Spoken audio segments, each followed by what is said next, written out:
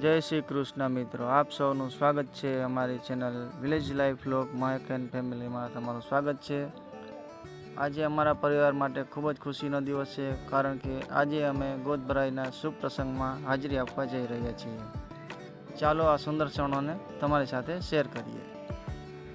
મિત્રો, અહીં તૈયારીઓ જોરશોરથી ચાલી રહી છે। ઘરની સુંદર સજાવટ કરવામાં આવી રહી છે અને બધા પરિવારજનો ખૂબ જ ઉત્સાહમાં છે। અમે બધા લોકો આવી ગયા છીએ બર્તન ફાડવા માટે। બર્તન ફાડી અમે તૈયાર કરી અને એક જગ્યા પર રાખ। चल चल चल चल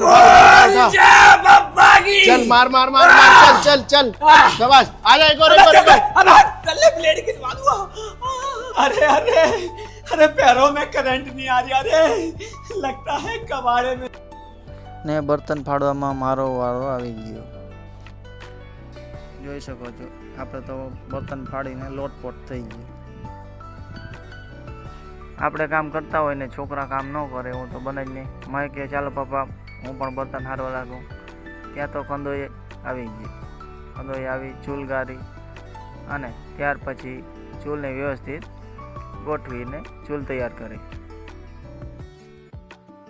આ છે જામકલિયાપુર તાલુકાના પ્રખ્યાત કંદોઈ રમેશભાઈ ગોર। તો મિત્રો, થોડી જ વારમાં ચૂલ થઈ ગઈ છે તૈયાર અને પેલો જ ઘાણું આપણે ચવાણા માટેનો બુંદીનો નાખ્યો છે। તો અમે બધા શાક સુધારવા માટે લાગી ગયા છે। કંદોઈ છે તે રસોઈ કરવા માંડ્યા છે। મને કામ મિક્સરનું સોંપવામાં આવે છે।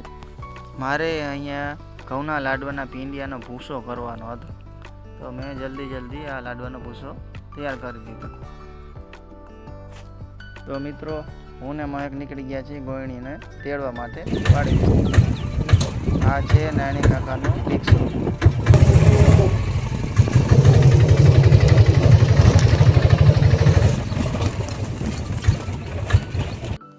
અમારે કલ્પેશભાઈના ઘરે શ્રીમતનો હોવાથી માતાજીના 6 લોટા તેડા છે, તો અમે ગોયણીને લઈને ઘર તરફ નીકળી ગયા છીએ।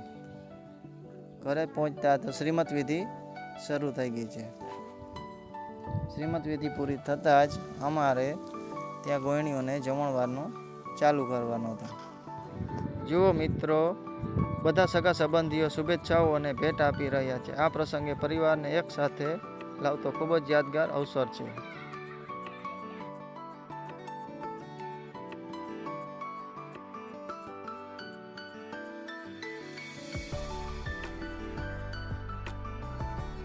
ગોયણીઓના પગ ધોઈ અને ગોયણીઓને જમણવા માટે બેસાડી દીધી છે।